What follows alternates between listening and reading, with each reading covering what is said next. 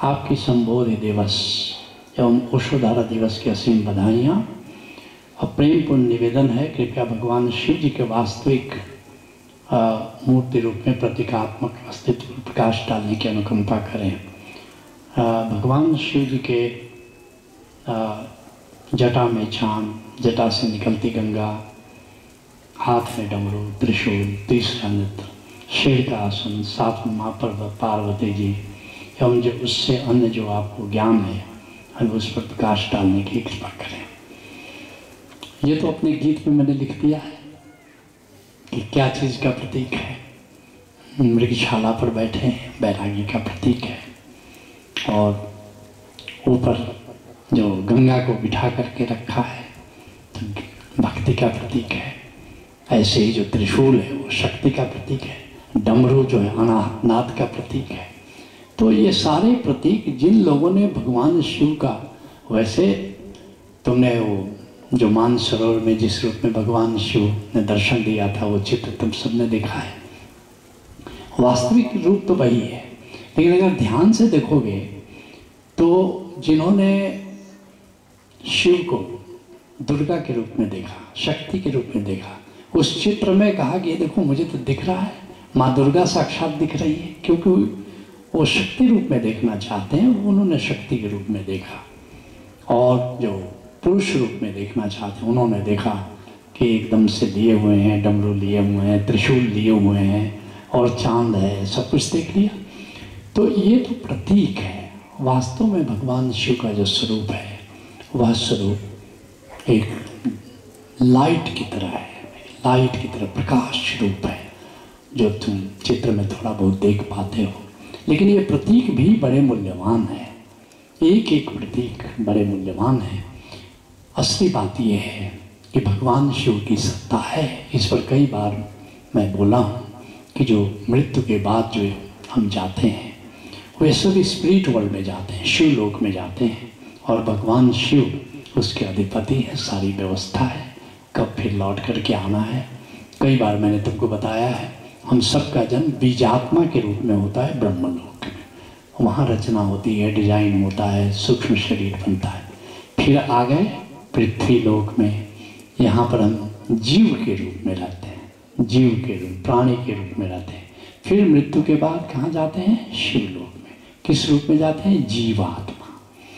वहाँ क्या थे? ब्रह्मलोक में बीजात्मा। यहाँ आकर के क्या हो गए? जीव, प्राणी, भौतिक शरीर आ गया। यहाँ से जब शिवलोक में गए तो हमारा क्या स्वरूप रहा? जीवात्मा, स्पिरिट। फिर वहाँ से आते हैं माँ के गर्भ से, फिर पैदा होते हैं, कुछ पाठ सीखते हैं, फिर चले जाते हैं, और ऐसे ही पाठ सीखते सीखते अंतिम पाठ मोक्ष का पाठ, मुक्ति का पाठ, परमानंद का पाठ। उसके बाद फिर लौट के कहाँ जाते हैं? विश्व लोक में जाते हैं।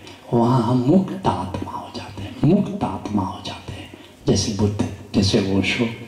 और इस तरह हमारे ये विभिन्न ये खेल चलता रहता है। शुरू होता है बीजात्मा, फिर हो गए जीव, फिर हो गए जीवात्मा, फिर हो गए मुक्त आत्मा।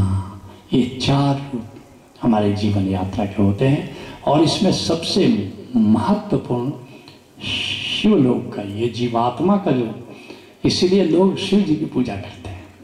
क्यों करते हैं शिव जी की पूजा? इसी में ज़्यादा भ्रमण करना है, इसी में ज़्यादा भ्रमण करना है। अब ब्रह्मा जी ने तो बना दिया डिजाइन, जहाँ आँख बनानी थी बना दिया, नाक जहाँ बनानी थी बना दिया। अब उनसे कोई लेना देना लोगों को नहीं, और आदमी बड़ा स्वार्थी है। भोजपुरी में कहावत है, भैल बियाह मोर करवा का। अब तो विवाह हो गया ना, अब क्या करना था? अब तो ब्रह्मा जी ने जो डिजाइन बनाना था तो बना दिया, अब उनका कोई रोल नहीं है। अब पूजा करो ना करो, अब करेंगे क्या? लेकिन शिव जी से तो बड़ा रोल है, जाना है वहाँ स्पिरिट वर्ल्ड में। अगर शिव जी प्रसन्न है तो आनंद ही आनंद है। अगर शिव जी को तुमने प्रसन्न नहीं किया, और शिव जी को प्रसन्न करने का जो तरीका है, एक प्रार्थना तो है ही, लेकिन शुभ कर्म भी है। ऐसा नहीं कि खाली शिव जी की पूजा करते रहो, कर्म भी तुम्हारे शुभ होने चाहिए। इसलिए ज़्यादातर, और संत जो होते हैं उनको विष्णु जी से लेना देना है। इसलिए संत जहाँ रहते हैं वहाँ भगवान कृष्ण का मंदिर, भगवान राम का मंदिर भी होता है। क्यों? उनको भगवान विष्णु से लेना देना है। संसार के लिए सबसे महत्वपूर्ण क्या है? शिव जी का मंदिर। संतों के लिए सबसे महत्वपूर्ण क्या? शिव जी का तो है ही, लेकिन साथ में भगवान राम, भगवान कृष्ण जो विष्णु के अवतार हैं, उनके मंदिर भी महत्वपूर्ण हो जाते हैं। स्वार्थ लागी करहि सब प्रीति, सुर नर बानर की यह रीति।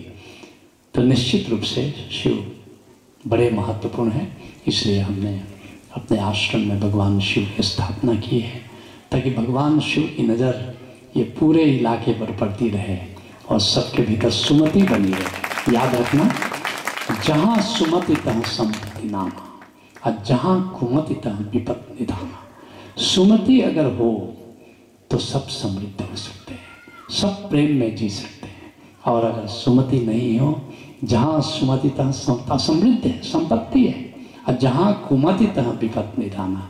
जहाँ कुमति होती है तहाँ विपत्तियाँ आती हैं, अकाल आता है, दुख आता है, बीमारियाँ आती हैं, बहुत कुछ आता है। इसलिए भगवान शिव से आज ये स्थापना करने में मैंने प्रार्थना की कि जरा पूरे क्षेत्र पर नज़र रखिए, पूरे बिहार पर जरा नज़र रखिए, और यहीं से पूरे भारत पर नज़र रखिए, ताकि भारत के लोगों में, बिहार के लोगों में, यहाँ गांव के लोगों में, इस पूरे एरिया क्षेत्र के लोगों में एक सुमति बनी रहे, एक प्रज्ञा बनी रहे, एक प्रेम बना रहे, और फिर देखोगे समृद्धि होगी, ऐश्वर्य होगा, धन धान्य होगा।